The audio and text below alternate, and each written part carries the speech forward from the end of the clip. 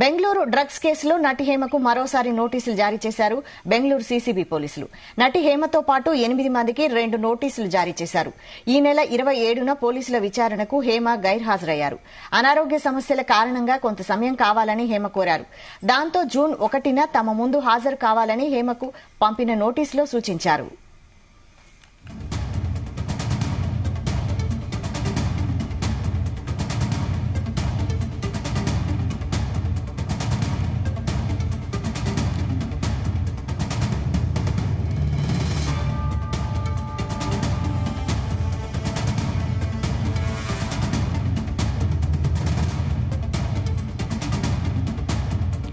Bengaluru drugs కేసులో నటి హేమకు మరోసారి నోటీసులు జారీ చేశారు. దీనికి సంబంధించి మరిన్ని updates crime bureau chief Raviteja అందిస్తారు. రవితేజ, ఈ నెల 27వ తేదీన బెంగళూరు పోలీసుల ముందు హాజరవ్వాలంటూ కూడా మొదటిసారి నోటీస్ అందించడం జరిగింది సీసీబీ పోలీసులు.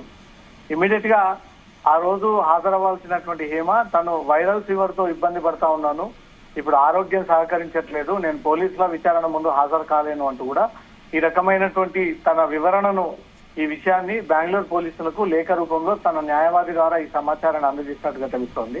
బెంగళూరు పోలీసులు కూడా ఆరోగ్యపరమైనటువంటి సమస్యలు అంటూ కూడా దాన్ని కన్సిడర్ చేసి తాజాగా ఈ రోజు ఉదయం మళ్ళీ హేమకు నోటీసులు జారీ చేస్తూ వచ్చే నెల 1వ తేదీన జూన్ 1వ తేదీన బెంగళూరు పోలీసుల ముందు హాజరవ్వాలి ఈ కేసు విచారణకు సంబంధించి అంటూ కూడా మరోసారి నోటీసులు అందజేసినట్టుగా తెలుస్తోంది.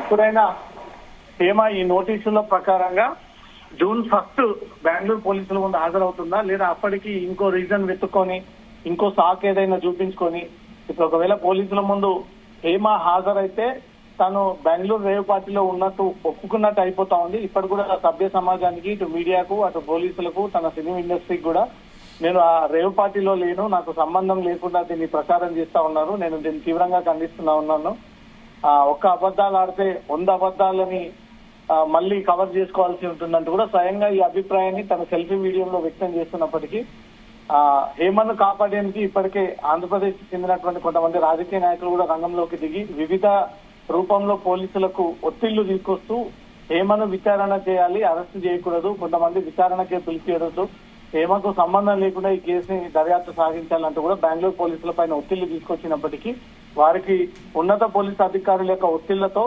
ఈ కేసులో ఎక్కడ కూడా ఎలాంటి తప్పుడు ఇన్వెస్టిగేషన్ జరగకుండా ప్రాపర్ గా ఇన్వెస్టిగేషన్ చేసి ఎవరి పాత్ర ఏంటి అని తేల్చే ప్రయత్నంలో బెంగళూరు కమిషనర్ నుంచి వచ్చినటువంటి ఆదేశాల ప్రకారంగా ఈ కింది స్థాయిలో ఉన్నటువంటి పోలీస్ సిబ్బంది అలానే వ్యవహరిస్తా ఉన్నారు. తాజాగా హేమకి ఇచ్చినటువంటి నోటీసులపై వచ్చే నెల జూన్ 1వ తేదీన బెంగళూరు పోలీసుల ముందు హాజరవ్వాల్సి ఉంది. హేమతో పాటు 8 మందికి మొత్తం ఈ బెంగళూరు రేప్ పార్టీ కేసులో 86 మందికి పాజిటివ్ రిపోర్ట్ వచ్చిందంటగా కూడా పోలీసులకు ఆ రిపోర్ట్ అందడం జరిగింది. దాని ప్రకారంగా వీరందరికీ నోటీసులు అందజేయడం జరిగింది.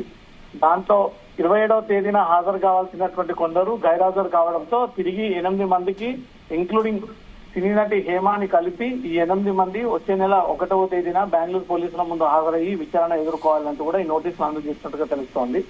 తీరా మొదటి డేట్ వచ్చినటువంటి వెంటనే ఇంకేమైనా కారణాలు చూపించి ఇంకేమైనా లీగల్ సమస్యలు క్రియేట్ చేసి తాను అవుట్ ఆఫ్ స్టేషన్ లో ఉన్నాను, రాలేనట్టు ఈ రకమైనటువంటి సాకులు చూపిస్తే మాత్రం 3వసారి కూడా నోటీసులు ఇష్యూ చేసి అప్పుడు రెస్పాండ్ అవ్వకపోతే మాత్రం తదుపరి చర్యల్లో భాగంగా హేమ పైన యాక్షన్ తీసుకునేటువంటి అవకాశాలు ఉన్నాయి. Vaishali, right, thank you Raviteja.